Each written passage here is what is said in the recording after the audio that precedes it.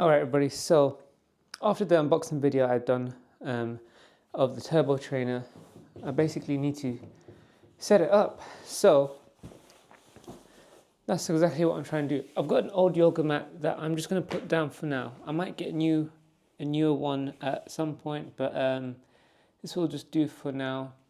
Only reason why I'd want to get a new one just to have it something a bit more fresh, but I may have to jig things around again, just to make sure everything kind of fits in place reasonably. I brought this little shelving stand from upstairs because I needed something to actually rest the laptop on top of while cycling, and I don't have anything else, so hopefully that'll just do for now. I think the next thing to really do is actually just bring in the bike and take off the back wheel. So let me just get the bike. Alright guys, so I brought my Tribound RC120 here. That's what I'll be using for the indoor cycling.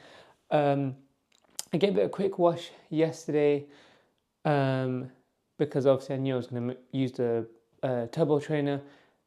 I would also just recommend doing the same. If you want, say you got the turbo trainer same day, at least the bike is sort of like washed and ready to sort of attach onto the trainer rather than having to wait for it to dry and all that sort of good stuff. So yeah, I'm gonna basically, I think what I'm gonna do, I'm just gonna flip the bike around. I just put the little blanket thing there just to kind of protect it against the wall. But I think what I'm gonna do, I'm just gonna flip it around, and it has a quick release axle. So I'm just going to just basically try to take the back wheel off, and then it's ready to be attached onto the turbo trainer itself. So yeah, I'm just going to give that a go. Oh my god, jeez, that took some effort. Unfortunately the battery's going to die, but yeah, it took a bit of effort to get that out, but here we are. Do I push this up? I think you do something like that.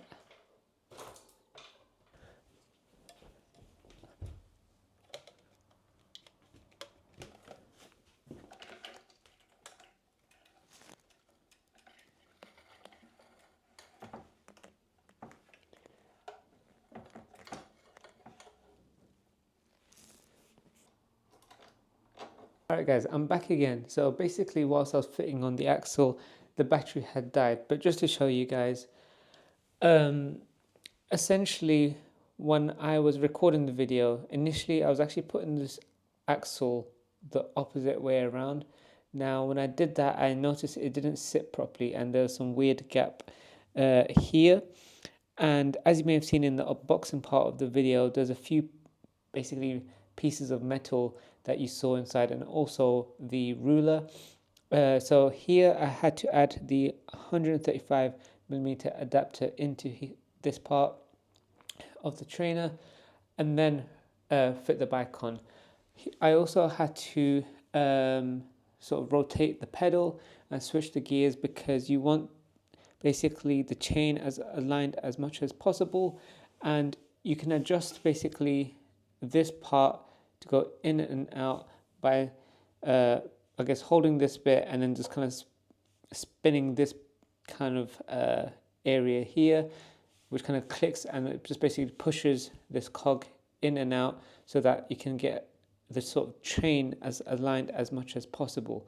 So that was kind of what I did off camera.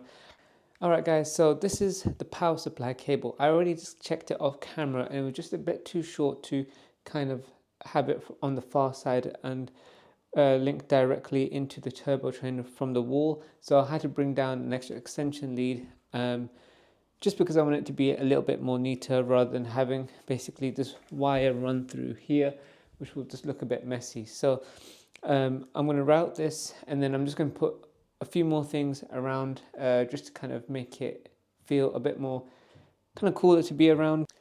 Alright, so now we've got the cabling done. I'm just going to add this little fake spare plant that I had here.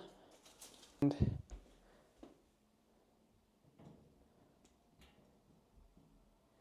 there. So finally I can add the laptop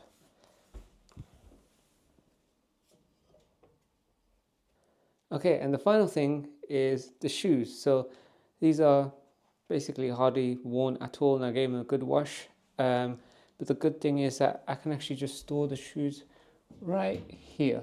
Just as far as these buttons go, I've seen it mounted in a couple different ways. I've seen it mounted on the top part of the bar and also on the inner side of the handlebar.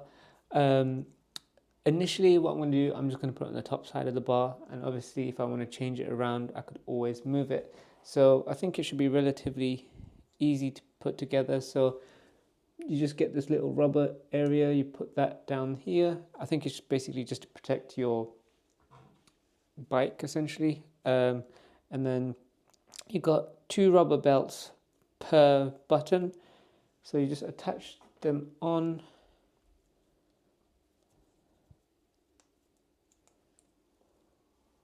And then I believe all you do is just kind of stretch the belt over, and that's one done.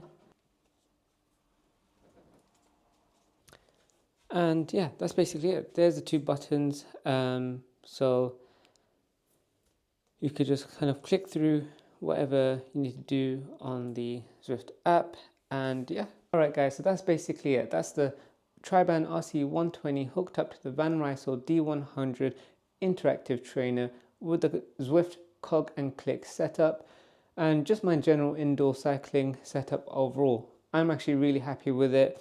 I'm sure it will change over time as I see fit, but yeah, I'm really looking forward to it and just using Zwift overall. Be sure to subscribe and follow because I will be documenting my experiences on that. So I would really appreciate it if you could join the fun with me. So until then, guys, I'll see you guys in the next video.